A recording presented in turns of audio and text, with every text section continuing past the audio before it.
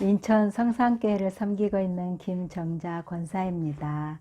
이렇게 유튜브 방송을 시작하게 된 것은 성경 말씀이 궁금해하는 분들이 많은데 그 궁금증을 해소하지 못해 이단으로 빠지는 사람이 많다는 것을 알게 되었습니다.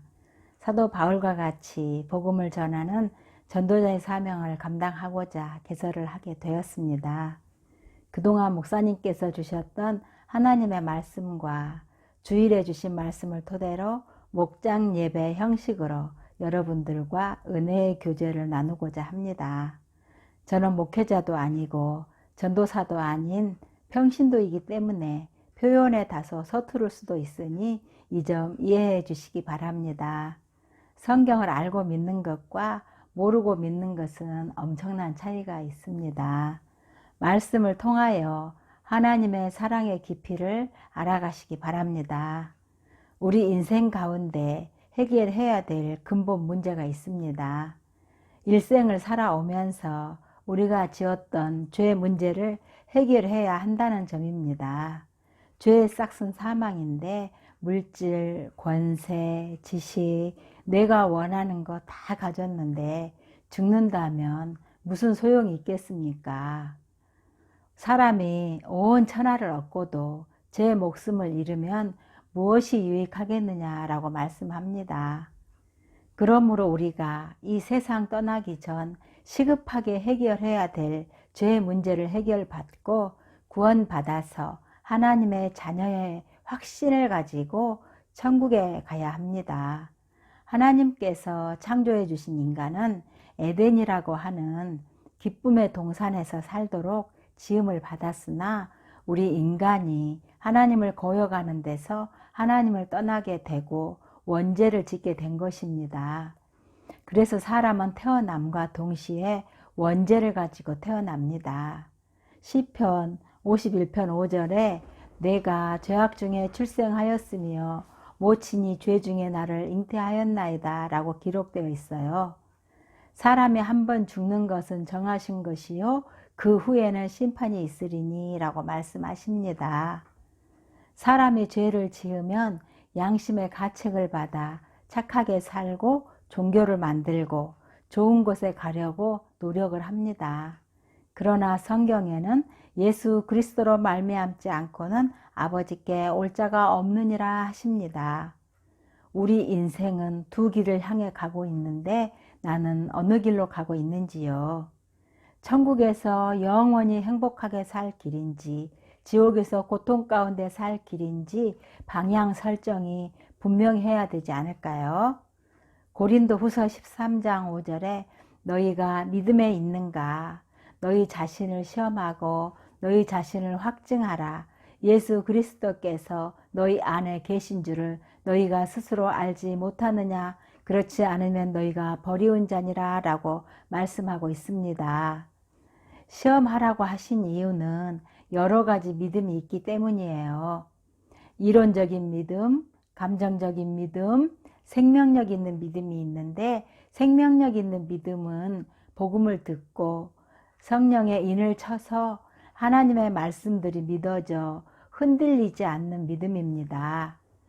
영혼을 사랑하고 교회를 사랑하며 남을 나보다 낮게 여기는 겸손한 믿음입니다. 생명력 있는 믿음이 있다면 반드시 내 마음에 증거를 주실 것입니다. 요한 1서 5장 10절에 하나님의 아들을 믿는 자는 자기 안에 증거가 있다고 말씀하십니다.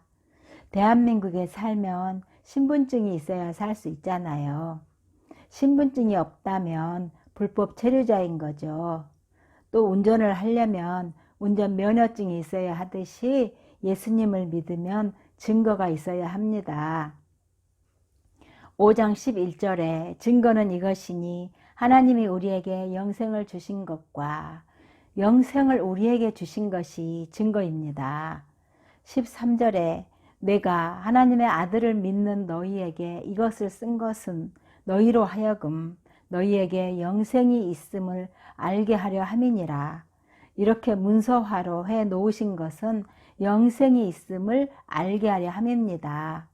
저와 여러분이 가봐야 아는 것이 아니라 예수님께서 십자가에서 단번에 영원히 온전케 해주셨습니다.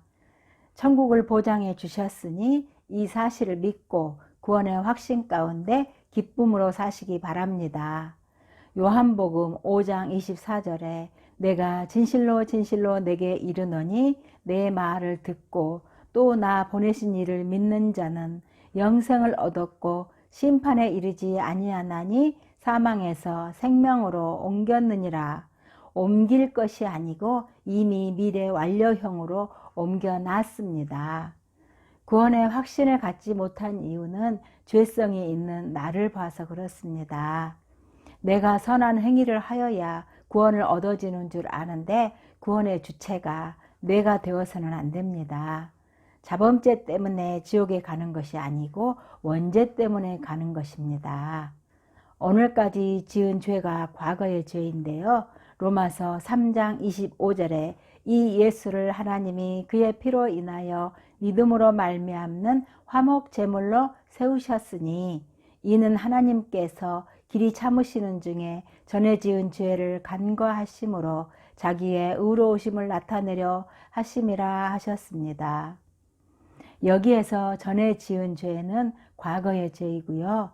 간과의 뜻은 지나치다, 넘어가다입니다.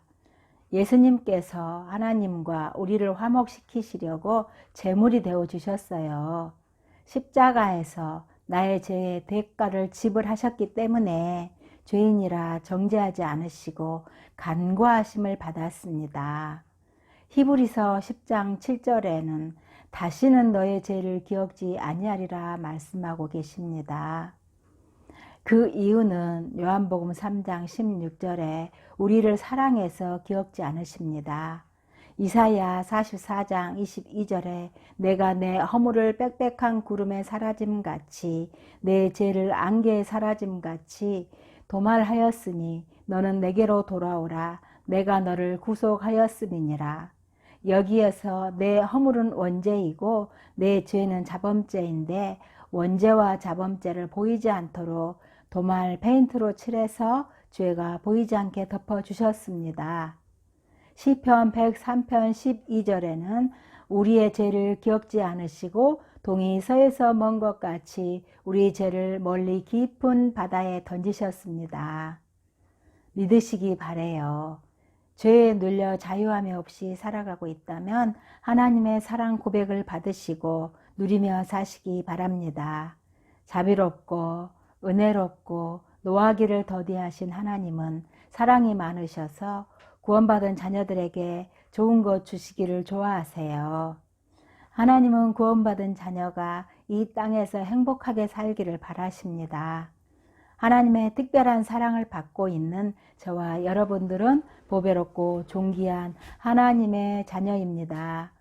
구원의 노래, 행복의 노래로 살아계신 하나님의 이름을 높이 찬양하는 저와 여러분들이 됩시다.